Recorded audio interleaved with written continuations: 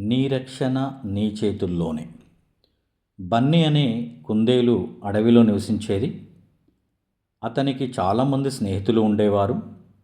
తన స్నేహితుల గురించి అతనికి చాలా గర్వం ఉండేది. ఒకరోజు బన్నీ అడవి కుక్కలు గట్టిగా మరుగుతున్న శబ్దం విన్నాడు. అతనికి చాలా భయం వేసింది.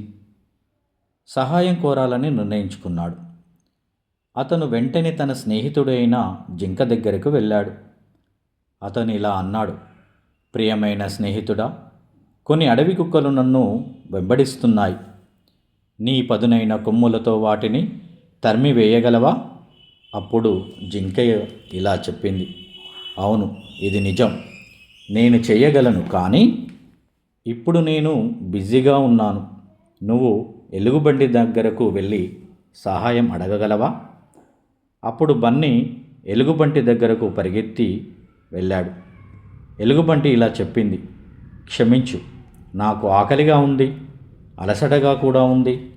నాకు తినడానికి ఏదైనా ఆహారం వెతకాలి. పాపం బన్నీ తర్వాత కోతి, ఏనుగు, మేక మరియు తన ఇతర స్నేహితులందరి దగ్గరకు వెళ్ళాడు.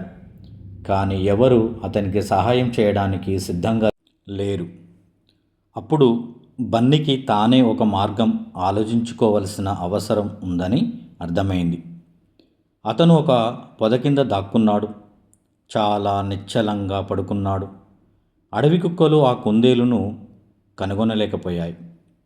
నీతి: మన సమస్యలను కొన్నిసార్లు మనమే ధైర్యంగా ఎదుర్కొని పరిష్కరించుకోవాలి.